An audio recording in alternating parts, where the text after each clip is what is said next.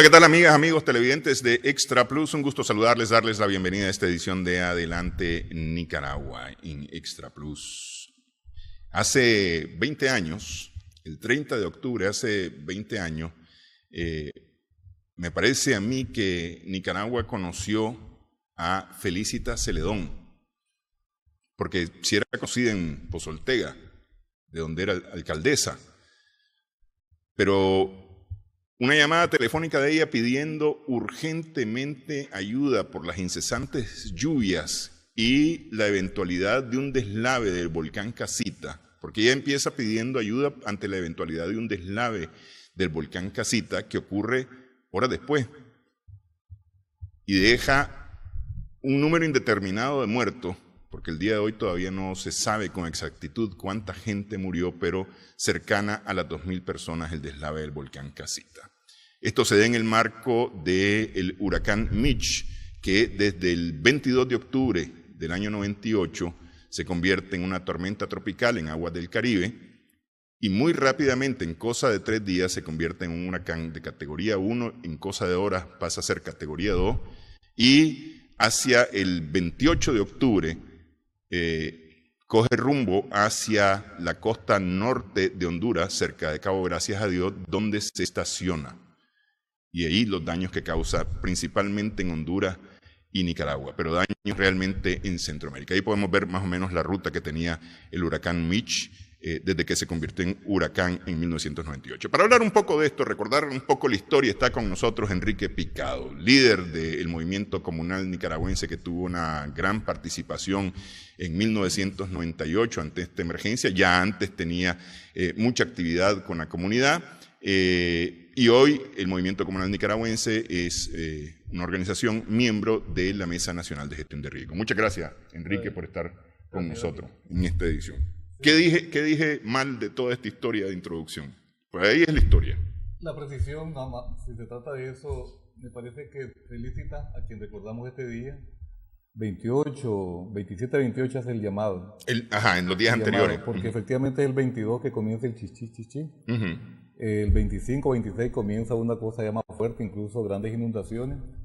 27-28 ella hace el llamado, no se le hace caso por parte del gobierno de entonces, y efectivamente 28 y 29 es la gran tragedia, 29 y 30 es la gran tragedia. Entonces este día estamos recordando a más de 11.000 muertos en la región centroamericana, de los cuales un aproximado de 2.500 son de este territorio, de esta zona histórica y heroica que es Pozoltega, donde dirigentes comunales como el compañero Juan III, por ejemplo, estuvieron al frente, en este caso autoridades, pero él era autoridad local desde el punto de vista comunitario y estuvo al frente con otros dirigentes comunales. Efectivamente Felicita como alcaldesa municipal es una heroína frente a esta tragedia, y entonces el 29-30, 29 a mediodía, comienza el desgaje del volcán Casita, donde se origina, en términos de la región, la mayor tragedia que hemos tenido en los últimos, en este caso, 20 años, que es el huracán Mitch. Eso te iba a decir, que Pozoltega realmente y el volcán Casita como tal marcan, digamos, como lo más emblemático del huracán Mitch. Pero lo cierto es que el huracán Mitch causa daños. A ver, yo me recuerdo, por ejemplo, Huihuilí quedó dividido en dos. Si no me equivoco fue Huihuilí o Quilalí, una de las dos queda dividida en dos. El Río Grande de Matagalpa se crece a tal grado que a la altura de Sébaco, por ejemplo, corta la carretera panamericana, llevándose todo debajo de lo que era el puente de Sébaco, viniendo más para acá, porque eso me tocó vivirlo a mí, el puente La Venada, que está como a 10 kilómetros de Sébaco más o menos, sobre la Panamericana viniendo para Managua, igualmente queda cortado. Al lado de Ochomogo, igual el río crecido, no llega a cortar la carretera, pero sí se crece y pasa por encima de los puentes, Tapa, que estaba prácticamente bajo el agua. Y si nos ponemos a enumerar, vamos a encontrar cualquier cantidad, si no me equivoco, creo que fueron 29.000 casas las afectadas por el huracán Mitch. Sí, nosotros ubicamos Pozoltega por un asunto de ícono, de símbolo, de la tragedia. Pero efectivamente hubo territorios de León, Chinandega, Madrid, Ocotal, en este caso Nueva Segovia, Jinotega, una parte, o Jinotega en este caso, Managua, toda esta parte, que fue seriamente afectado. lo que vos estás planteando. Hubo familias que quedaron aisladas, puentes cortados, como efectivamente vos lo planteás. Unos 60.000 productores perdieron sus cosechas, más de 50.000 cabezas de ganado afectadas totalmente, pero antes de eso, además de los 11.000 muertos en la región centroamericana, de los cuales, 2.500 en el caso de Nicaragua, pero la mayoría en el caso de Pozo Ortega, la tragedia de desaparecidos, de heridos, de casas destruidas, es decir, una tragedia humana y material nunca vista. Por lo tanto, la ubicamos como un elemento serio desde el punto de vista de afectación humana, producto también de la destrucción humana. Porque en este caso hay que tomar en cuenta que el fenómeno pues, al final es natural, se da producto del fenómeno climático, la realidad pues propia. Pero el problema es la destrucción humana, que es lo que causa o causó tanta muerte, incluso la irresponsabilidad en este caso, que frente a un llamado no se acudió y pudo haberse prevenido o previsto mayor cantidad de muertes. En ese sentido, pues nos parece importante posterior la labor del ejército, que siendo en este caso en aquel gobierno, pues pero el ejército fue un elemento clave para el alivio y la no afectación de algunas comunidades, o por lo menos trasladarlas o asegurar de que no hubieran mayores desgracias. En el caso a través, en aquel momento, de lo que fue la defensa civil, pero un elemento clave que tuvimos los nicaragüenses en ese momento fue el carácter y nivel de organización que del año 78 tenemos en Nicaragua. Eso de alguna manera ayudó a que en algunos casos hubiera menos muerte o menos desgracia. Te doy un ejemplo, el caso de Huehuilí. Huehuilí tuvo la posibilidad de que siendo afectado, ¿verdad? Una característica, no hubo tanto daño en términos de lluvia, pero le llegó de los otros lados porque está el río Coco, pero no hubo muertos en este caso producto del nivel de organización de la guerra, ¿verdad? Recordemos zona de guerra. Eso ayudó de alguna manera en cuanto a la protección de la ciudadanía, de las poblaciones, de las comunidades. Justamente eso estábamos recordando ahorita antes de empezar el programa, que ya desde antes de 1979 existía lo que más tarde se convirtió en la defensa civil como tal, es decir, la organización de las poblaciones en defensa de la misma población. Claro. Lo único que antes del 79 era, pues, o con el fin de defenderse de eventuales bombardeos, se construyeron refugios y cosas de esas, ¿no? Sí. Luego, en los 80, la defensa civil estuvo funcionando más o menos en esa misma línea. Sí. Sin embargo, es otro fenómeno natural el que hace que la defensa civil como que brinque y diga, bueno, tenemos la organización, podemos hacer estas otras cosas. Sí, esta es una característica en el caso de Nicaragua, ¿no? Ubiquemos dos elementos o dos causas de desgracia natural o desastre, causadas por la vulnerabilidad causada por la acción humana, pero digamos fenómenos naturales, una combinación. Pero el otro es el fenómeno humano, la actitud humana, por ejemplo, en este caso guerra. En este caso guerra civil en el 78, y entonces la gente tuvimos la posibilidad de organizarnos en los comités de defensa civil, luego los comités de defensa sandinista, pero el comité de defensa civil tenía una de sus áreas que era la protección frente al bombardeo o frente al tiroteo. Había comisión de primeros auxilios, de refugio, de alimentos. Entonces la cultura organizacional en materia de defensa civil pudiéramos ubicar desde los comités de defensa civil año 78. Hay gente que ubica, pero nosotros oficialmente ubicamos el 78, más septiembre 78 con las 5 ciudades insurreccionadas. Esto da pie a los comités de defensa sandinistas en agosto del 79, muy rápidamente, una transformación organizacional, pero el país adquiere una cultura organizacional frente a una posible invasión, frente a una posible actitud de guerra o lo que sea, de lo que se estaba incipientemente organizando en Nicaragua. Y entonces, en el año 82, para recordar, se da lo que fue el huracán Aleta. Sí. Recordemos que vino el comandante Castro.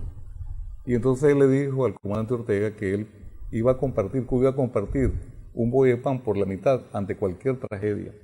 Y entonces, producto del huracán Aleta, además de ayuda infraestructural, muchos puentes destruidos por este huracán fueron construidos con la solidaridad cubana, con obreros cubanos. Nosotros personalmente lo vivimos en Chinandega, en algunos lugares, pero conjuntamente la asesoría al ejército. Ya teníamos la cultura organizacional, pero se fortalece la capacidad de un ejército popular que estaba en las duras y en las maduras, de mano con el pueblo, y se instaura el régimen de defensa civil. Yo personalmente fui uno de las 30 personas que, producto de ese acuerdo con el comandante Raúl Castro y el comandante Ortega, nos fuimos a capacitar a Cuba en defensa civil. Iban gente del ejército, del Estado, del partido en ese entonces, de los organismos de masa. Yo iba por los CDS. Y estos 30 compañeros que fuimos, nos capacitamos en defensa civil, y ahí nace oficialmente, como rama del ejército, la defensa civil. Ya había un poquito antes, ¿no? Estaba alguien ahí al frente de esta rama. Pero más que esto, lo más importante es de que Nicaragua instaura un régimen de defensa civil muy importante, mucha capacidad profesional, política y social, comparada nada más con la experiencia cubana en materia de defensa civil. Todo esto se da en un periodo, 78, 79, 82 un alto, sube en materia de organización ya de manera institucional, pero nos agarra nuevamente este huracán, el Mitch, y el Mitch... Pero espéramente que lleguemos al Mitch. Es decir, estos comités de defensa civil con el huracán Joan tienen, digamos, como la gran prueba de fuego de la organización. Porque es decir, sí había habido inundaciones, desbordes de ríos, crecidas de ríos y demás, pero no como el huracán Joan. No, es que allí puede ser un momento pico también. Sí. Me lo recordaste bien. El 88 se pone a prueba, me parece a mí que antes del Mitch es el 88, el huracán Joan, en donde la población organizada territorialmente, socialmente, de la mano con el Estado, todas las fuerzas del Estado, de gobierno, de sectores populares y sociales a nivel de un municipio, incluyendo con el liderazgo del comandante Ortega en aquel momento, que estuvo directamente, si no me equivoco, al lado del Rama, el comandante Campbell allá en Bluefield, William Ramírez, asegurando que la población se organizara, pero más que organizarse,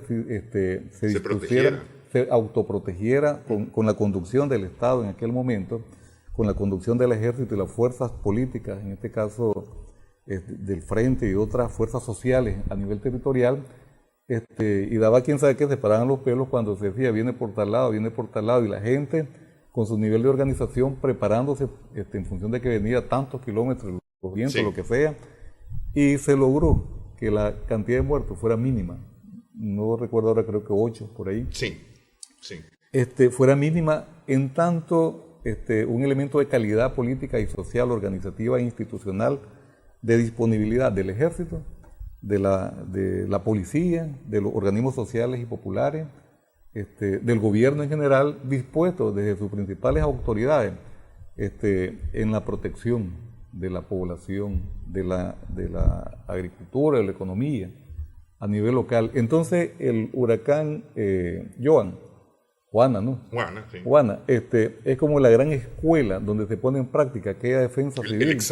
El examen, la práctica social, organizativa e institucional, y que nos permite continuar en el camino por 88-98, pero con ese accidente que tuvimos en el 90, que se desquebraja un poco ese sistema de alerta temprana, de organización, de preparación de todas las entidades, pero de alguna manera continúa, porque hace poco estábamos en un evento, decimos, hubo el 90, ya sabemos qué es lo que pasó, pero continuaron importantes retazos de la revolución, retazos de la participación amplia y popular a nivel territorial, una policía que estuvo ahí, un ejército que continuó en la misma filosofía en general, y por lo tanto el huracán Mitch, tuvimos ese problema de disposición gubernamental, pero había todo un tejido social que ahí estaba, aunque no quisieran las entidades gubernamentales, pero eso llegó y se quedó.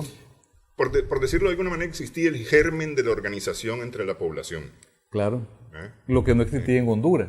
Sí. Y lo que no existía en otros países, porque aquí estaba, si podemos ubicarlo de alguna manera, la revolución en sentido social, en sentido local, Y por qué no en una policía que trabajaba en función de los intereses del pueblo, porque era la misma policía en la práctica, con otro mando, pero la naturaleza en valores y en principios era la misma, el ejército era el mismo. Sí. Y por lo tanto fue un elemento importantísimo en cuanto a la capacidad de protección, de autoprotección, ya en el caso del huracán Mitch. Esta disponibilidad y capacidad organizativa que teníamos como pueblo nicaragüense en el año 98. Ok, pero ¿qué fue lo que nos pasó? Porque es decir, no es que nos coge de sorpresa el huracán Mitch, porque ciertamente sorprendió un poco tal vez la forma de la actividad y la trayectoria, pero nos dio algún tiempo para poder reaccionar. Sin embargo, la reacción fue tardía. ¿Qué es lo que pasó aquí? Vamos a hacer una pausa para hablar sobre esto. Estamos conversando con Enrique Picado del Movimiento Comunal Nicaragüense.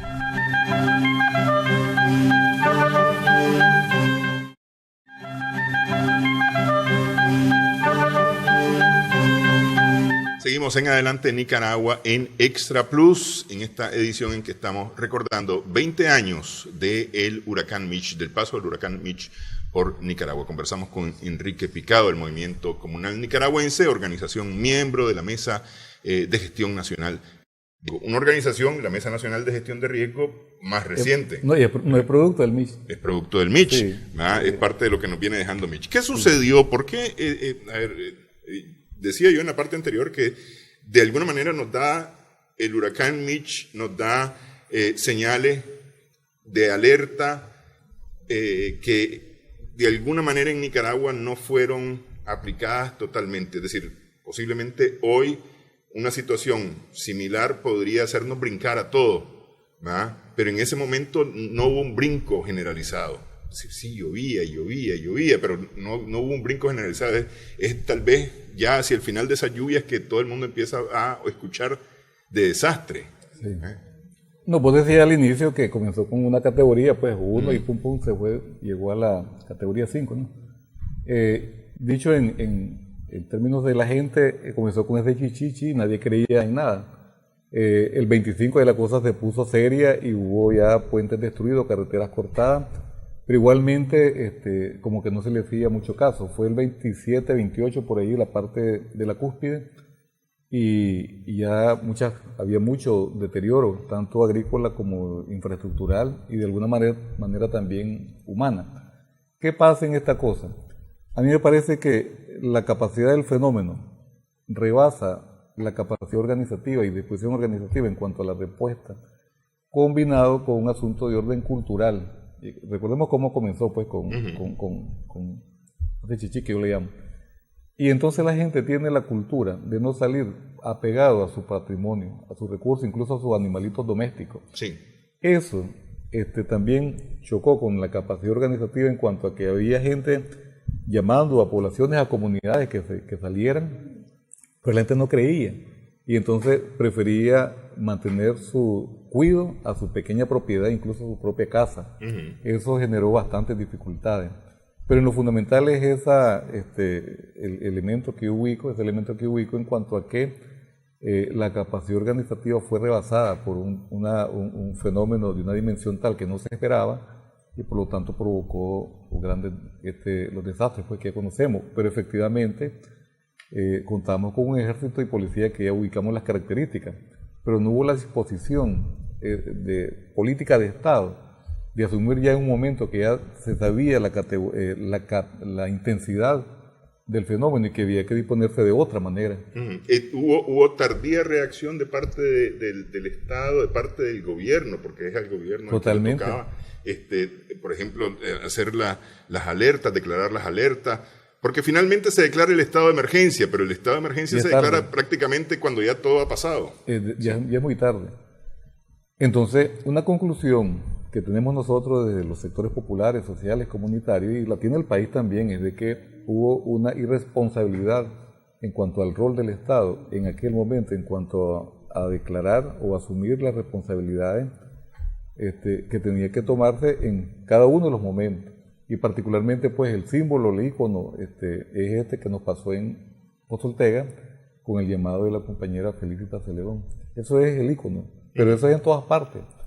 De tal forma que aquí quedó grabado para siempre ese nivel de irresponsabilidad del Estado frente a un fenómeno que fue superior al huracán Juana. Y entonces vos comparabas el rol del gobernante en el año 88, directamente en las aguas y en los lugares donde había que sacar a la gente, y el rol del gobernante en el año 98, que algunos dicen incluso que estaba en algún bar. Pues no sé qué tanto hasta ahí, pues, pero sí, al llamado de Felicitas Celedón, por lo menos el presidente alemán en aquel momento dice que es una señora histérica, sí, exagerada. Él dice cualquier cosa en función de la compañera y que son inventos, como nosotros tenemos la experiencia de protección, de alerta temprana desde los años, digamos, 79, o estar al frente de emergencias como esta. Él, entre otras cosas, pues a lo mejor el enfoque, no exactamente por el planteamiento de que ese es un invento de los tales, sí, que en cualquier cosa se alarman, pues. Pero igualmente ahí nomás se dio cuenta de la dimensión del fenómeno, pues, y asumió algunas cosas, pero ya muy tarde. ¿Ya? Y ya no digamos lo que pasó después, en la reconstrucción y en la ayuda, que también fue un tipo de desastre. Ok, eso es por parte, digamos, del factor político, digamos, pensando en política, la política del gobierno, la política del Estado, en cuanto a poder proteger a la población, pero está la parte social también, porque es decir, de alguna manera, bueno, llueve, los ríos se crecen, eso es inevitable, pero el deslave del Casita tiene consecuencia o es consecuencia del actuar humano. Claro. Que es mucho de lo que hemos hablado, por ejemplo, de lo que puede suceder en la cuenca sur de Managua. Sí. No, eso es importante, y es un fenómeno incluso a lo mejor por sobre la actitud política. Digo yo porque ahí somos responsables todos, sí. y fundamentalmente el sector que tenía o tiene más poder económico desde el punto de vista de la destrucción del bosque, y en este caso el cerro, que le quitaste todita su capacidad de autoprotección con raíces, con árboles gigantescos incluso que tenían, bueno, árboles, bosques, pero también el mal uso o el uso indiscriminado de lo que es la tierra, ¿verdad? Vos subiste la agricultura muy arriba del volcán, o en este caso la vocación agrícola. El uso inapropiado de la vocación del suelo. Exactamente, sí, la vocación del suelo. Yo soy de Chinandega y conocí el volcán San Cristóbal porque los chavales subíamos como en excursiones, a pie, era como un hobby.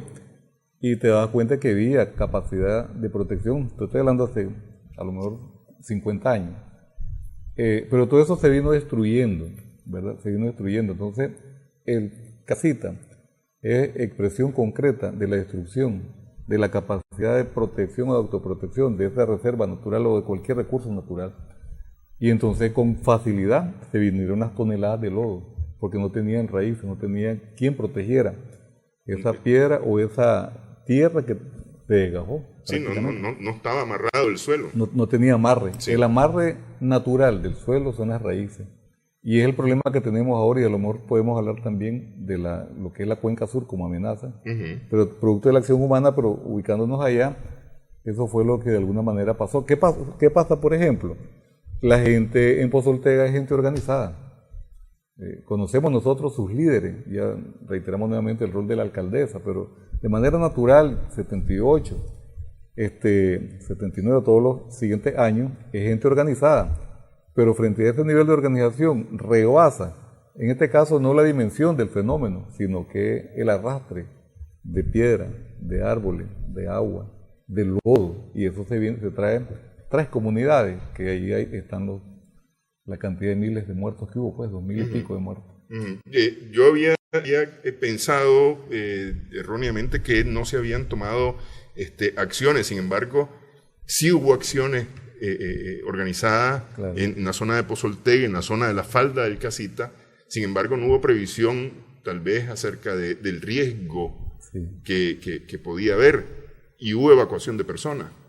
Es que hubo autoevacuación microlocal, en tanto vos tenés un cerro, vos esperas algo, pero no esperabas lo que se vino, pero algo esperabas desde el punto de vista de que organizativamente te autoproteges. Estábamos, en este caso los CDC éramos parejos, eran en el área rural, y en el área urbana. Sí. Y yo recuerdo que ahí teníamos organización comunitaria o territorial. Nuestro coordinador general, pues ya te mencioné el nombre, el compañero Juan Tercero, era de ese municipio Pozo Ortega y teníamos organizado. Pero además de eso, cooperativas agrícolas, mujeres organizadas, jóvenes organizados. Era principalmente los comités y las cooperativas en esta área territorial. Y ya no digamos expresiones de gobierno, pues puestos de salud, escuelas, esto. Entonces la gente... La misma alcaldía. Sí, la misma alcaldía. En este caso, la gente frente a un fenómeno que comenzó, iba para arriba, desde el punto de vista del agua, hubo cierta autoprotección, refugiándose en escuela, en alguna ermita, en algún lugar amplio. Pero esa capacidad de autoprotección o esa disponibilidad o responsabilidad comunitaria, social, fue rebasada totalmente con el carácter, la naturaleza y la dimensión de la desgracia o de la tragedia, es decir, de lo que se vino para abajo. Porque es que arrastró todo, arrastró bosque, árboles, arrastró humanos y arrastró organización. No sé si me explico ahí. Porque lo poco que pudiste haber sido no era lo que te tenía que haber hecho para eso. Ahora, siendo justo, en términos globales, a mí me parece que nadie pudo haber previsto semejante desgracia. Sí. ¿Verdad? Porque fue dicen, ahí no tengo yo claridad, pues una laguna, un cúmulo de agua arriba que rompió como que se rebalsa una presa, ¿no? Rompió y se desgajó todo. Yo creo que eso es impredecible desde el punto de vista humano también, aunque tengas todo. Pero en términos también, no me quiero contradecir, de una alerta, y tomando en cuenta que ahí tenés un cerro pelado, que incluso con torres que los medios de comunicación han puesto, tenían arriba y todavía la tienen, eso tenía un área vulnerable totalmente para que se desgajara. Incluso teníamos una elección en Chinandega, no me quiero microlocalizar, pero teníamos la elección del año 60, y esa tragedia, bueno, ya no la conocé. No. Pero en el 60 tuvimos el aluvión del 60, que igualmente fue un deporte, pero en este caso del lado del Cerro Chonco, para el río Chinandega, Come, y fue una gran tragedia.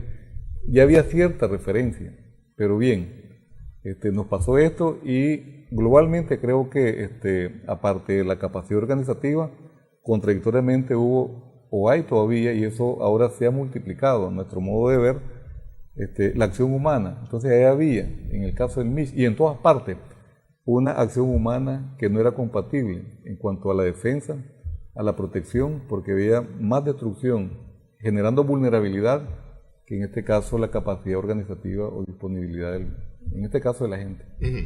Eso que sucedió en el 60 con el Cerro Chongo, de alguna manera, pues era como escuela de lo que podía ocurrir y puede ocurrir cualquier día, ¿verdad? Con una lluvia fuerte. Incluso yo voy aquí a Managua, el famoso aluvión del siglo XIX. Es el 4 de octubre del 80 y pico. Sí, es decir, eso... el siglo anterior. En el 19, sí. En 1800 tanto. Entonces, eso de alguna manera son señales o son hechos de los cuales uno debería aprender. Sí. Así como del Mitch debimos haber aprendido. Claro. Pregunto, ¿qué aprendimos del Mitch? Y supongo yo que hay varios niveles o varias secciones, por decirlo, sobre los aprendizajes del Mitch. Hacemos una pausa para hablar de esto. Adelante, Nicaragua. En breve regresamos.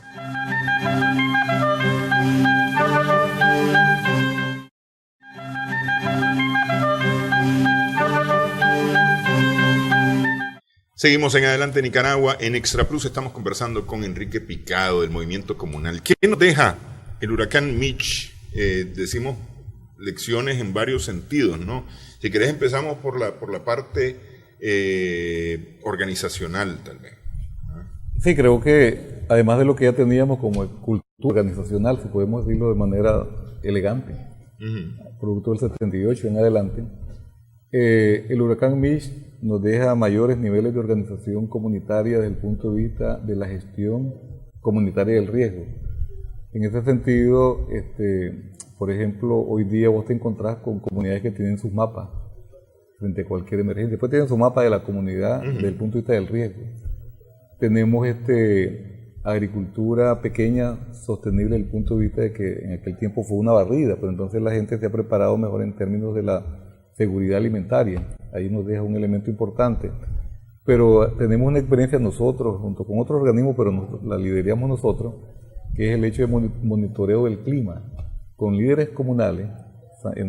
Tenemos Quipula, San Dionisio, varios municipios de Matagalpa, que incluso le pasan información al sistema nacional cuando la piden, o a la alcaldía cuando la piden, o a las autoridades de agricultura cuando la piden. Y entonces estos líderes comunales están capacitados en materia del monitoreo permanente del clima, o por ejemplo, capacitación de muchos líderes naturales en cuanto a combinar el alerta temprana desde el punto de vista institucional o moderna, pero también con el alerta del viento, de los pájaros, de las hormigas, es decir, una cosa bonita desde el punto de vista de que el líder comunal posterior al MIS, eso ha sido siempre. No estamos tampoco descubriendo mucho de la abuelada. Sí, es un asunto cultural, sí, pero no lo hemos por tenido. Encima del tecnológico. Sí, pero no lo hemos tenido y el MIS despierta la curiosidad y la importancia de que también el dirigente comunal tiene que saber cómo suena el viento, para dónde viene el viento, cómo están las hormigas, y que son avisos naturales y que además tienen mucho sentido real desde el punto de vista de cómo se dan los hechos. Eso lo hemos aprendido.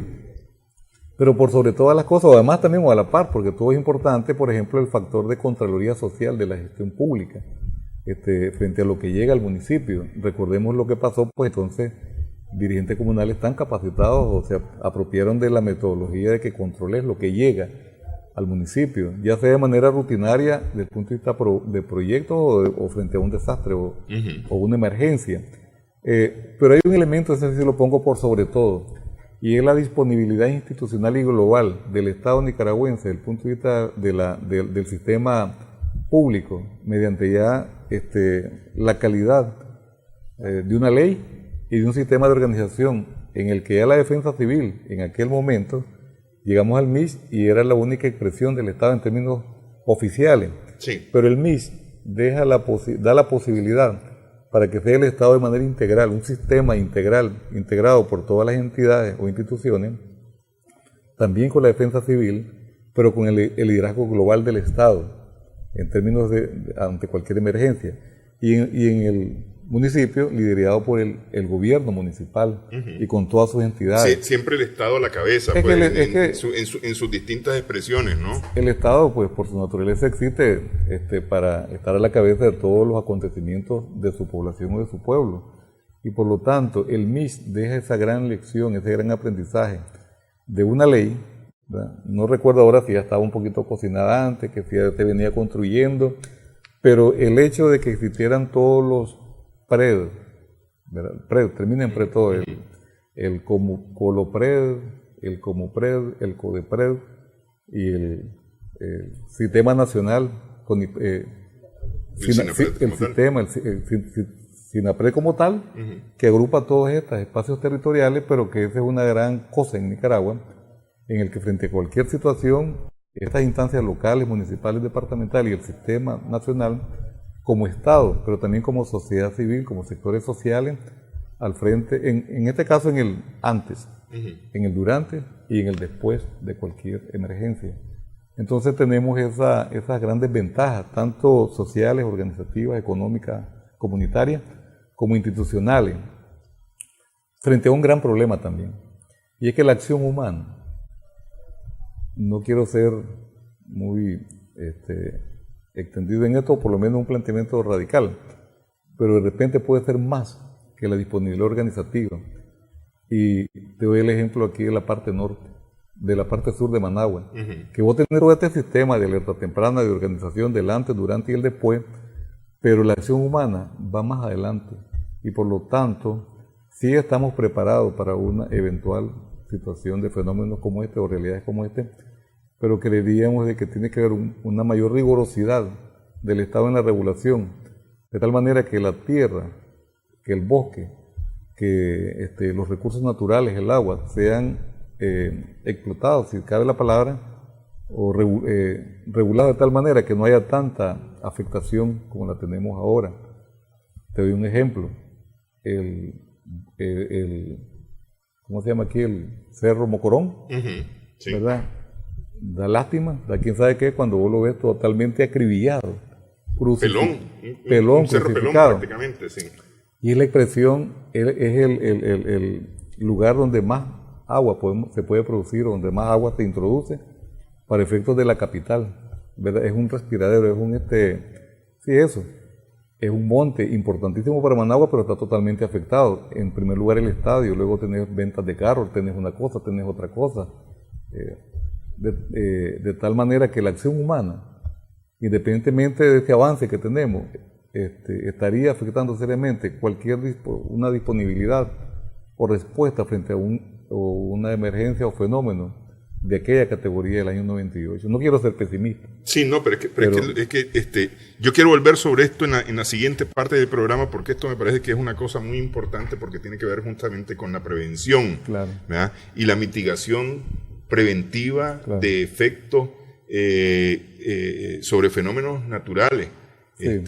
Incluso esto va más allá de los fenómenos naturales, porque también tiene que ver con los fenómenos sociales. Es decir, qué sé yo, aquí estamos de alguna manera dispuestos a tomar acciones, por ejemplo, ante la caída de un avión. Sí. Que tiene que ver con, que es parte también de las actividades que hay ahora. Pero me parece también que hay una lección importante que deja, o una herencia importante, y es que se empieza a hablar de la gestión del riesgo. Sí. Es decir, gestionar el riesgo, algo que nunca antes habíamos hecho. Y yo te decía que lo que mencionabas, que en las comunidades la gente se ha organizado y ha visto cuáles son los eventuales riesgos que puede tener su comunidad. Y no solamente hablo de los riesgos naturales, porque es decir, están el uso del suelo, por ejemplo, está sí, puesto en los planes de gestión de riesgo de las comunidades. Sí. El tema de la seguridad alimentaria es parte de la gestión de riesgo. Es decir, la gestión de riesgo, que es un tema relativamente nuevo. No sé si antes se habló, antes del 98, antes del Mitch, se habló de gestión de riesgo en Nicaragua, pero gestión de riesgo en Nicaragua se empieza a hablar con mucha fuerza después del 98. Y me parece que se ha tomado mucha conciencia sobre este tema. No, sí, claro, este es un elemento clave, ¿no? Desde el punto de vista de la integralidad. Nosotros le decimos gestión comunitaria del riesgo. Incluso desde la mesa lo ubicamos de esa manera, igualmente el movimiento comunal.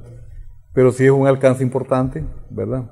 Incluso Nicaragua es un país que tiene múltiples posibilidades en cuanto a fenómenos, y por lo tanto de algún desastre, alguna tragedia. Y en ello hay que ubicar el tema de la causa humana. Y sí, vos ubicás un elemento que a mí me parece interesante para Managua, y es que conocemos la caída de aviones en algunos lugares, pues no la estoy... Pero por ejemplo, antes de eso reconocemos el hecho que el gobierno haga, por ejemplo, simulacros en edificios, entonces eso, pero ¿por qué entonces no ubicar un tipo de simulacro en lugares de la capital donde el avión vos lo tenés como que se iba a 200? Depende de la distancia del aeropuerto. De la distancia del aeropuerto.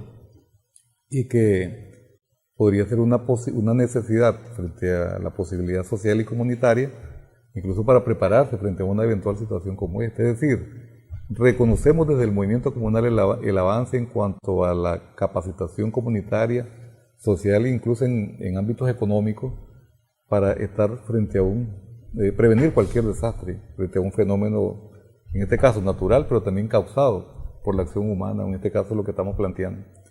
Entonces hay ese elemento positivo. Uno, un concepto global de gestión del riesgo, y una disponibilidad del Estado mediante ley, pero de prevención de manera integral, o por lo menos frente a fenómenos tradicionales, convencionales, terremotos, inundaciones, y en este caso, en algunos casos, incendios.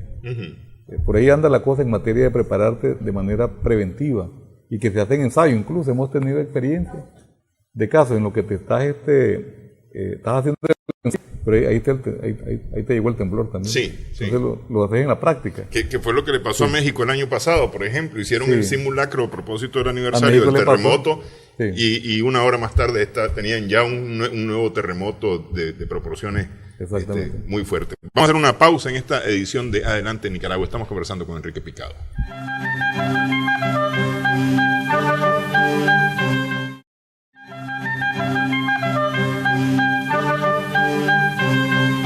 Seguimos en Adelante Nicaragua en Extra Plus, conversamos con Enrique Picado. El tema de la preparación, ¿cómo nos estamos preparando? Porque es decir, a ver, vivimos en un país en el cual estamos amenazados por una cantidad de eventos naturales. Cuando tocamos los temas naturales, aquí podemos tener un temblor, que es de lo que más hablamos, ¿no? Un terremoto, que es de lo que más hablamos. Tenemos huracanes, tenemos lluvias, tenemos inundaciones producto de las lluvias o deslizamientos. Podemos tener marejadas, podemos tener, ya tuvimos maremoto, incendios forestales, no sé, es decir, hay una cantidad de eventos, tornados, ¿cómo es que se llama? Lluvia de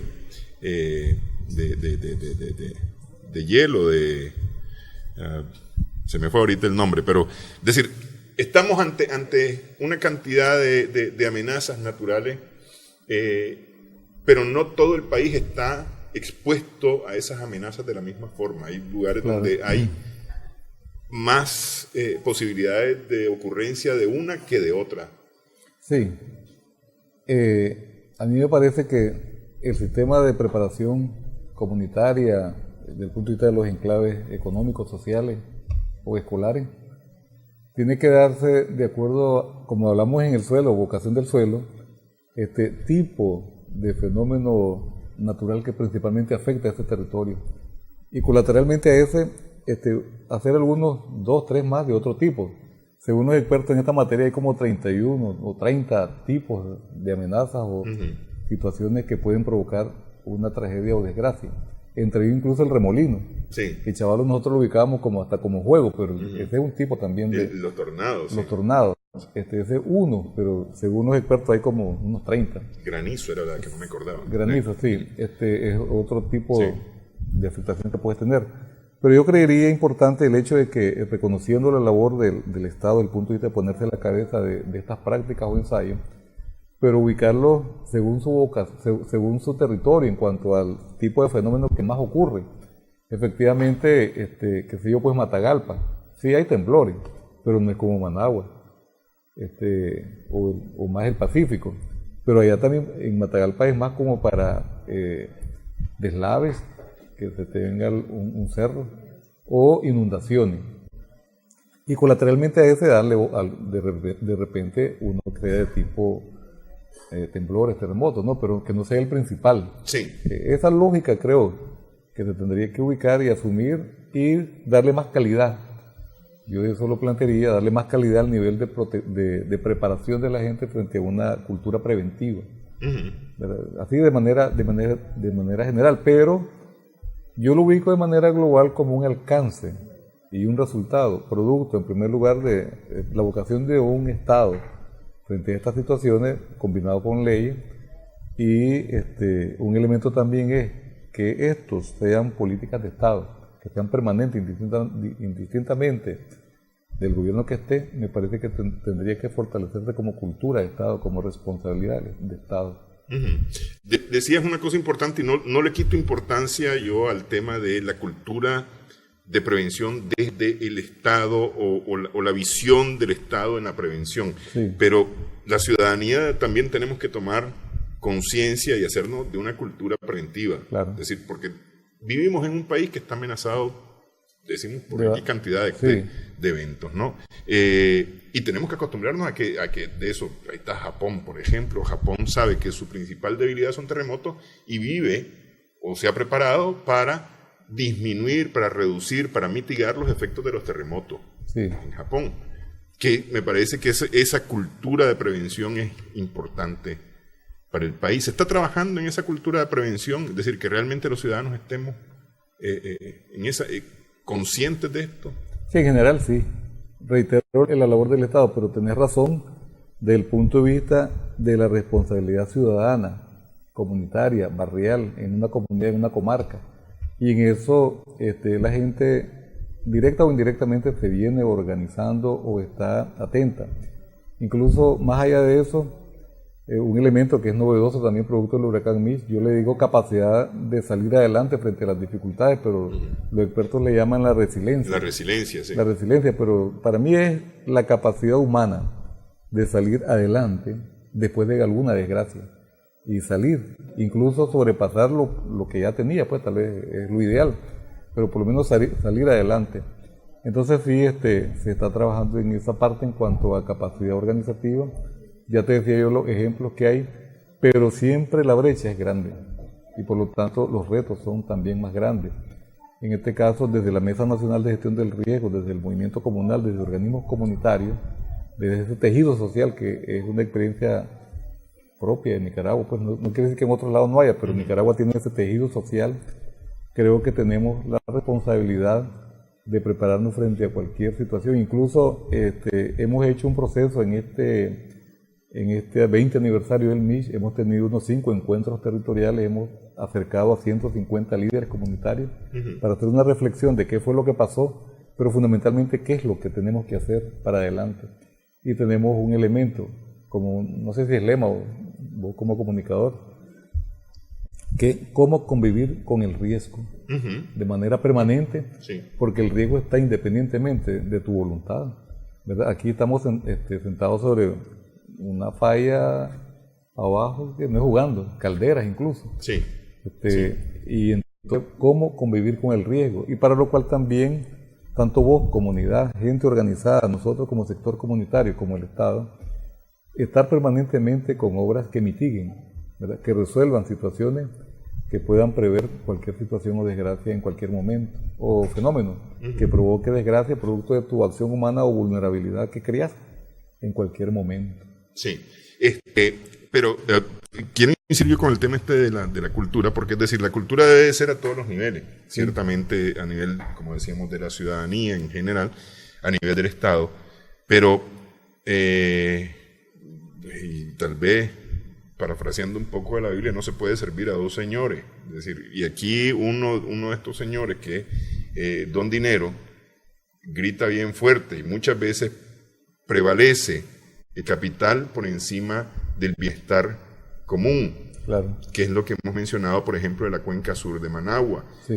Es decir, muchas veces, tal vez a veces por necesidad, a veces por otras razones, pero parte de la prevención es también, decíamos, por ejemplo, en el caso de Mocorón, nos vamos a quedar sin agua, porque en ese cerro ya no hay forma o se han reducido la capacidad de absorción del agua para los mantos acuíferos subterráneos. Lo mismo está ocurriendo en el lado de Ticuantepe, en el lado de la cuenca sur en general de Managua. Es decir, no estamos previendo de alguna manera o nos estamos haciendo de la vista gorda por beneficios económicos. Sí, ahí tenemos un serio problema, un conflicto entre lo social y lo económico, pero a nivel alto y de poder. Y para nosotros Mocorón es como Pozoltega, desde el punto de vista del Mitch.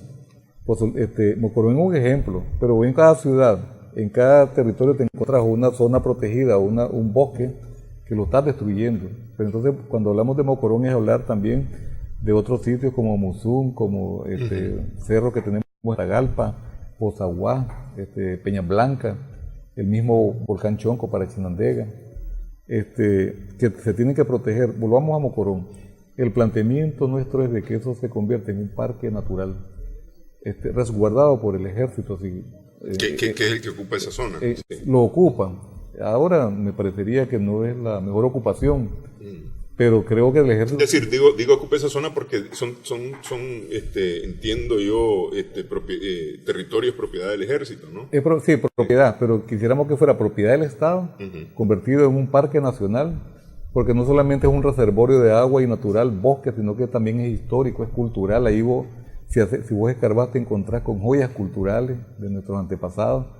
Es también un hecho político, desde el punto de vista de lo que pasó en tiempos anteriores, desde el punto de vista de la acción política y militar, de tal manera que Mocorón es un símbolo de naturaleza, de historia, de cultura ancestral, desde el punto de vista de lo que tenemos dentro de su tierra, y fundamentalmente el reservorio de agua para Managua, ¿verdad? Que me parecería que el Estado, la alcaldía de Managua, tienen que asumir un mayor nivel de responsabilidad por convertirlo efectivamente en eso, ¿no? En el Parque Nacional, que siendo parque sea también la producción de agua para los capitalinos. Vamos, que no sea nacional, que sea municipal, pero que se proteja, pues. Parque municipal, sí, pues. Sí. Estoy hablando de zona protegida. Eso, que se proteja. Zona protegida desde el punto de vista natural. Y cuando lo protege desde el punto de vista natural, protege su patrimonio histórico e incluso político, desde el punto de vista de lo que pasó ahí en los años, ya unos 40, 50 años. Para finalizar, es decir, lo que pasó hace 20 años, el huracán Mitch, ciertamente fue una bestialidad de fenómenos, uno de los fenómenos más grandes que ha habido en la región, si no es el más grande,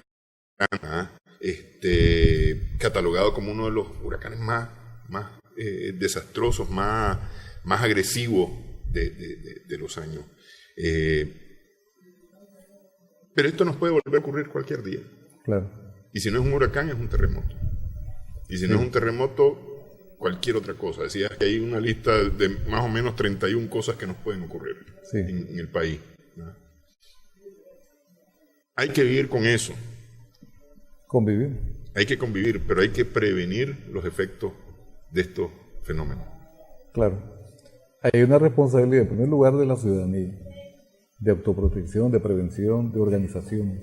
De Contraloría, de alguna manera también. También de Contraloría en relación a los recursos, porque de repente, estoy hablando en términos generales de 20 años, vos tenés el presupuesto para una obra y se te hizo otra. O la calidad de la obra no da tal como para que vea una obra efectivamente de mitigación. Entonces hay una combinación del rol de la ciudadanía en su acción social y en su acción de fiscalización con un rol del Estado, cualquiera que sea el Estado y el gobierno, que tiene la responsabilidad de prepararnos mejor en el antes, el durante y el después de cualquier fenómeno natural, que es el que de alguna manera por esa irresponsabilidad humana y social o económica provoca grandes desgracias. Bueno, quiero agradecer a Enrique que haya estado con nosotros en esta edición de Adelante Nicaragua. Enrique Picado, del Movimiento Comunal Nicaragüense, una organización miembro de la Mesa Nacional de Gestión de Riesgo. Hace 20 años el huracán Mitch. Gracias a nuestras amigas y amigos televidentes por su sintonía. También esperamos que el programa haya sido de provecho para ustedes.